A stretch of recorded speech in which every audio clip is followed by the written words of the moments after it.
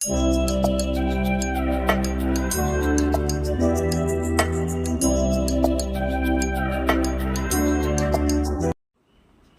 Friends, welcome to my channel. இன்றைக்கி நம்ம சேனலில் என்ன பார்க்க போகிறோன்னா, எந்த மாதிரி வீடியோனா, பிராத்மிக் எக்ஸாம் வரப்போகுது. பிராத்மிக் எக்ஸாமில் எப்போன்னு பார்த்தீங்கன்னா ஆகஸ்ட் 18 நமக்கு எக்ஸாம் வருது. அந்த பிராத்மிக் எக்ஸாமுக்கு உண்டையான இம்பார்ட்டண்ட் இஆர்சி தான் நம்ம பார்க்க போகிறோம். ஃபஸ்ட்டு போயமோட இஆர்சி பார்க்க போகிறோம். போயமோட இஆர்சி பார்த்திங்கன்னா செகண்ட் பேராகிராஃப், வந்தனா போயம்லேருந்து செகண்ட் பேராகிராஃப் தான் நமக்கு ஒரு இஆர்சியாக ஃபஸ்ட்டு இஆர்சியாக வரும். அந்த ஃபஸ்ட் லைனும் லாஸ்ட் லைனும் மட்டும் கொடுத்துருவாங்க உங்களுக்கு. பாருங்கள், இங்கே கொடுத்துருக்காங்க, நிந்தா கிசிக்கு தீஜியே, இந்த மாதிரி ஃபஸ்ட் லைனும் இந்த இது கொடுத்துருவாங்க. இப்போ இந்த போயமோட 4 லைன்ஸ்க்கு தான் நம்ம என்ன அர்த்தங்கிறத எழுத போகிறோம் இஆர்சியாக.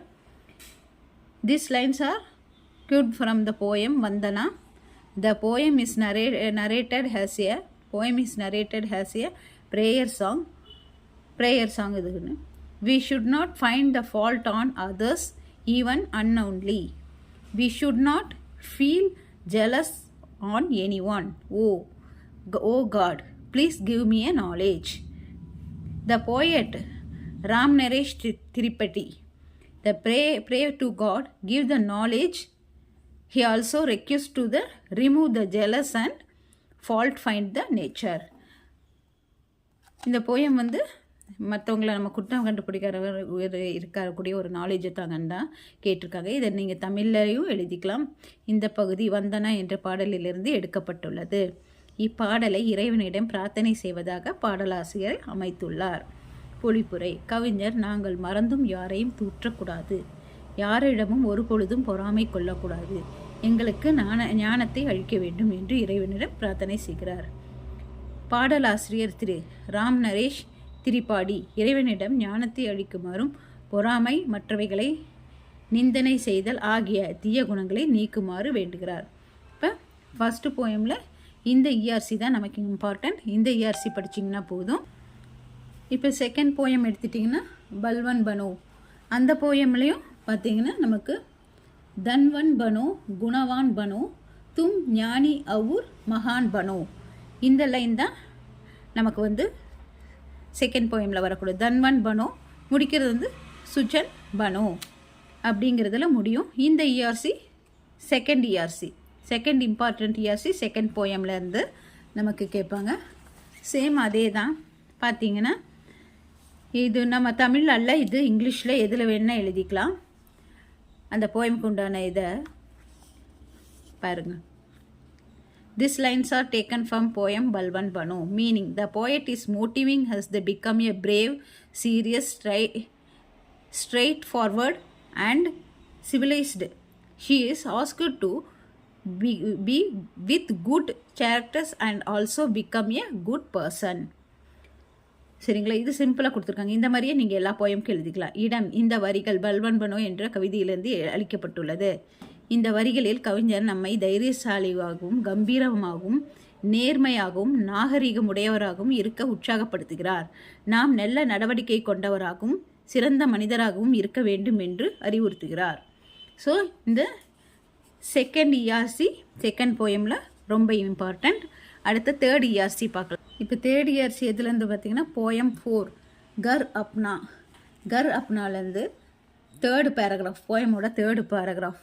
माम पाप बाई बहनी संग अंक पढ़े, हंसना रोना सिखा, கேள்னா போல்னா கோல்னா போல்னா சிக்கா. இந்த லைன்லேருந்து தான் தேர்ட் இஆர்சிக்கு வரும். சரிங்களா? மாம் பாப் இதுலேருந்து வரும். சேம் அதே மாதிரி தான் இந்த தேர்ட் இஆர்சியும் நமக்கு. ஃபஸ்ட்டு அந்த போயமோட ஃபஸ்ட் லைனும் ஃபினிஷிங் லைனும் கொடுத்துருவாங்க. These lines are taken from poem Ghar Apna. In these lines are poet telling that the home is the sweetest place in the world. வீட்டை பற்றி சொல்கிறார். In the given lines, poet tell us that we grow along with our mother, father, brother, sister in our house. We learn to laugh, cry, we learn to play and speak. அப்படிங்கிறது தான் அந்த paragraph meaning. இடம், இந்த வரிகள் கர் அப்னா என்ற கவிதையிலிருந்து அளிக்கப்பட்டுள்ளது. பொருள், இந்த கவிதையில் கவிஞர் வீடு தான் உலகிலேயே இனிமையான இடம் என்று கூறுகிறார். வீட்டில் நாம் தாய் தந்தை மற்றும் சகோதர சகோதரிகளுடன் வளர்ந்து பெரியவர்கள் ஆனோம். வீட்டில் தான் சிரிக்கவும் அளவும் கற்றோம், விளையாடவும் பேசவும் கற்றுக்கொண்டோங்கிறத இந்த போயம். மொத்தம் 5 இஆர்சி கொடுப்பாங்க. அதில் ஏதாவது 2 இஆர்சி தான் எழுதணும். இப்போ நான் வந்து ஃபஸ்ட்டு 2 போயமோட இஆர்சி சொன்னேன். அப்புறம் 4th போயம், இந்த 4th போயமோட இஆர்சியும் படிச்சுக்கோங்க. இது ரொம்ப இம்பார்ட்டண்ட்டான. அப்புறம் பார்த்தீங்கன்னா 5th போயம் சிக்கோ லேர்ன். அதில் 3rd பேராகிராஃப் தீப் சே சிக்கோ ஜிந்தா ஜித்னா ஹோ சகே அந்தேரா ஹர்னா. இந்த லைன் தான் நமக்கு வந்து 4th இஆர்சிக்கு. எல்லா இஆர்சியும் அதே மாதிரி தான் இங்கே 2nd இஆர்சியாக கொடுத்துருக்காங்க. இதுவும் படிச்சுக்கோங்க. இந்த போயம்க்கு இதுவும் ரொம்ப இம்பார்ட்டண்ட். இடம் வரிகளில் சிக்கோ என்ற கவிதையிலிருந்து அளிக்கப்பட்டுள்ளது. இந்த கவிதையில் இயன்றவரை இருளை நீக்கி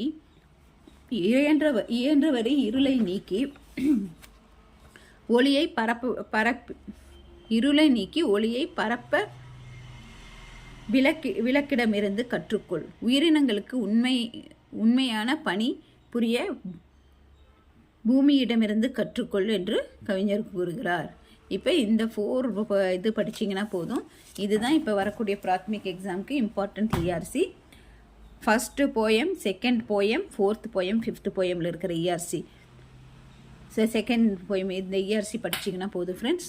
ஓகே ஃப்ரெண்ட்ஸ், இதை ப்ராக்டிஸ் பண்ணுங்கள். ஏதாவது டவுட்ஸ்னால் கமெண்ட் செக்ஷனில்